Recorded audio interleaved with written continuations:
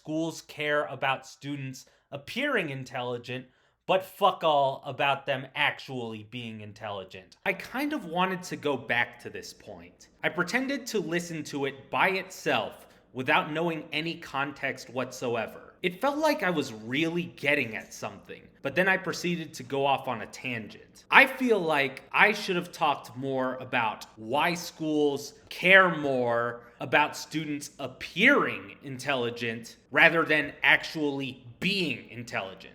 So let's talk about that. But you may ask, wait a minute, Dash, you're telling me that people who appear intelligent may not be so intelligent after all? Oh, I'm not just telling you this. I'm telling you that this is the norm.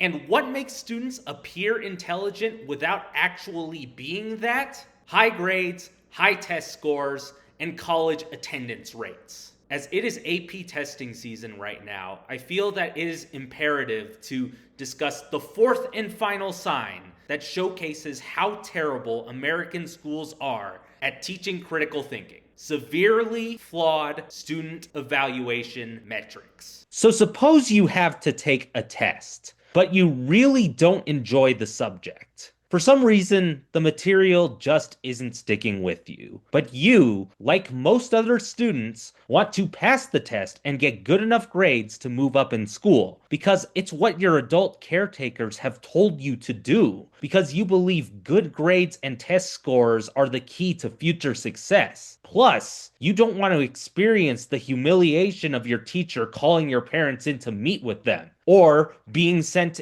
to summer school, or even worse, being forced to repeat a grade level. You spend the entire evening and the morning of the test just memorizing the material. Then, when the test finally comes, you copy and paste what you, quote unquote, learned onto the test packet. The studying pays off, and you pass the test. And when you're in school, for the most part, you are able to pull rabbits out of your ass by test cramming. You don't always do well on the tests, but you do well enough on them as a whole to get sufficient overall grades for a spot in your dream college. You're a good student, right?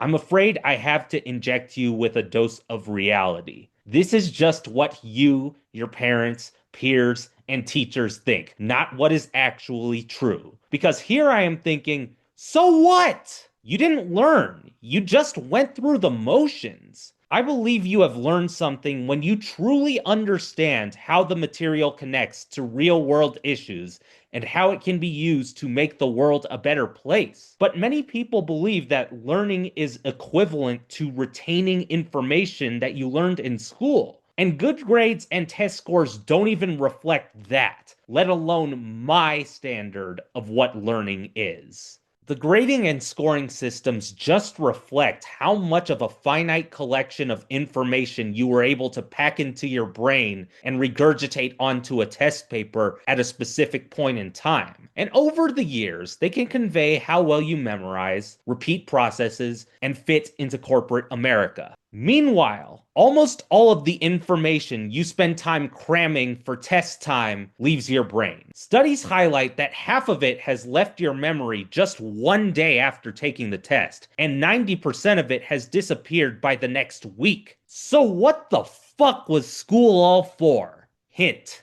nothing.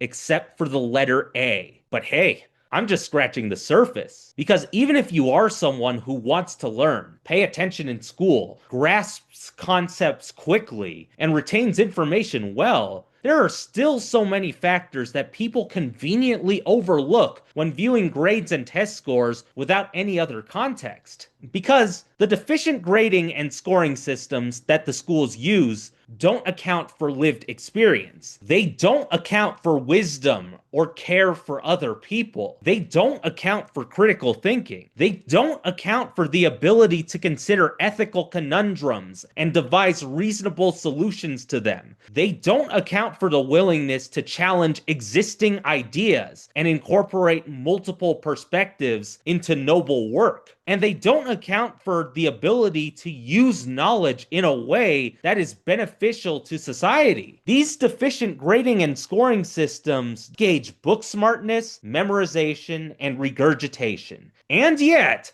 the scores somehow convey your so-called quote-unquote aptitude to college admissions officers. The problem is now even worse when you consider that children are using AI to do their so-called quote unquote learning for them. AI now does their homework and gives them the answers to tests, thus giving current and future students the ability to bypass their pre-collegiate education and maybe their education entirely without retaining, let alone learning, jack shit. Do you want to know what our grading and test scoring systems remind me of? The Biggest Loser competition. And I'm not trying to fat shame anyone here. I'm just trying to make a point. Anyways, the contestants, who were obese at the beginning of the competition, were able to lose so much weight for the purpose of securing a cash prize. Then, many of them, after losing a significant percentage of their pre-competition body weight,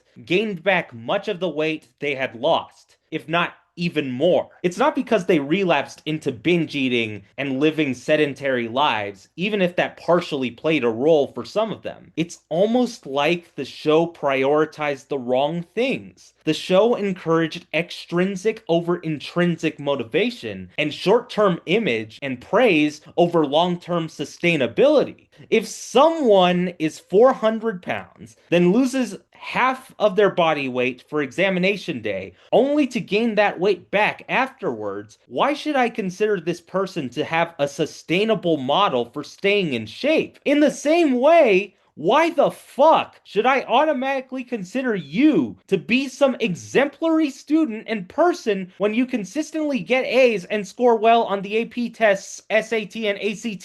The only difference between today's students and these contestants on The Biggest Loser is that, unlike the contestants, many students were able to perform well in school from the very beginning. Yes, many lesser students have been able to feign competence because of this system, but for many others, there were absolutely no signs that something was amiss. I want you to consider this situation now. Suppose someone has a GPA above 4 and scores proficiently on the SAT, ACT, and AP tests, and graduates from an elite school such as Harvard or Stanford. That person then works as a high-ranking officer for a powerful financial institution. Compare that to someone else with a GPA in the 2s, subpar scores on all of the aforementioned tests, and graduation from a little-known community college. But that person uses his or her lived experience as someone who has grown up in poverty to fight against systemic barriers for a more equitable and just society. And that person is amazing at what he, she, or they does. But who does society in general worship more? If you guess the second person, you would be wrong. This despite the fact that the person lacking the so-called academic excellence has had a far more positive impact on society than the so-called genius. But the not-so-stellar student just might not have adapted well to the fast-paced factory model of working. Or maybe they just didn't memorize well. Or maybe the material was simply not their bread and butter. Or they just experienced so much stress from personal situations that it was so hard to focus during school. But nope, society thinks that the person who got straight A's is the only one worthy of admiration. And in many cases, such excellent students went on to work careers that resulted in incalculable harm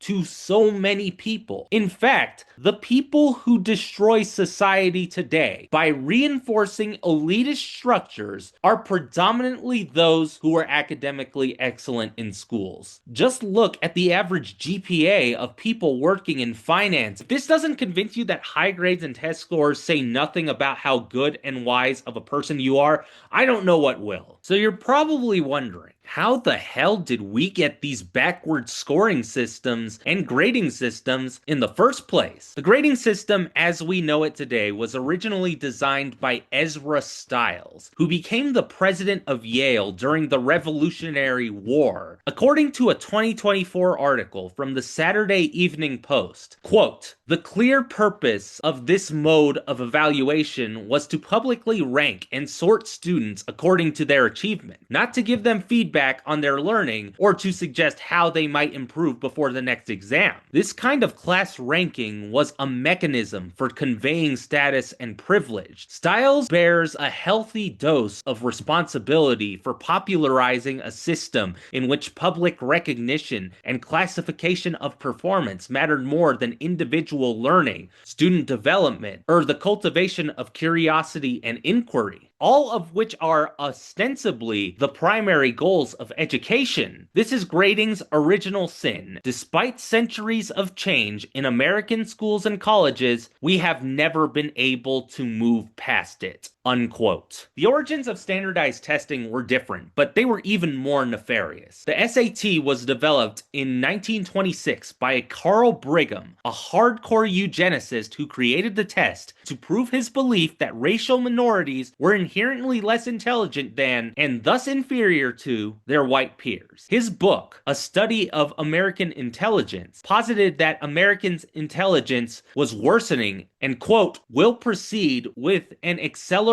rate as the racial mixture becomes more and more extensive, unquote. One critical assessment of the test argues that, quote, the SAT never tested innate intelligence. By studying, students could raise their scores, and as the SAT grew in popularity, elite students enrolled in prep courses to raise their scores, further widening the gap between already privileged students and everyone else, unquote. So no, the intentions behind the grading and test scoring systems, while wicked, were not necessarily planned to make as much money as possible for the top 1%.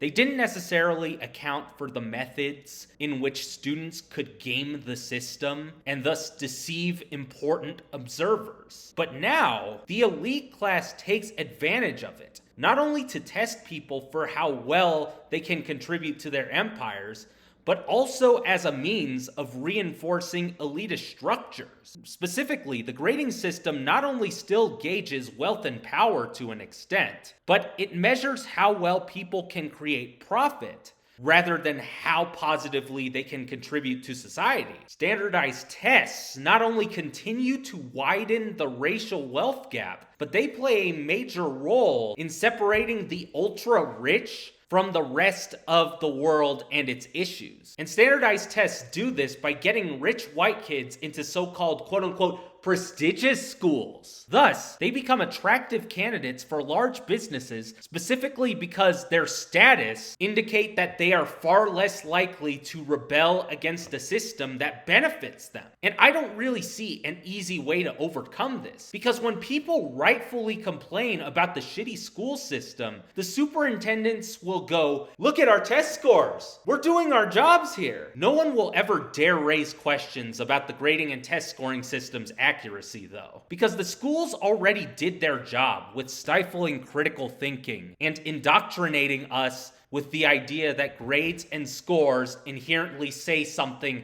about your brain and worth. This is how the delusion that the education system is doing fine becomes marketable. Because when people are doing well according to the grading and scoring systems, it's easier to sell that schools produce greatness, even when they are producing the exact opposite. So if you are worried because you have low grades and test scores, I'm here to tell you that it's not the end of the world, because there's a decent chance you are capable of becoming a great and wise person. Test scores just don't gauge that. By no means am I saying that you should intentionally flunk school. You should pay attention.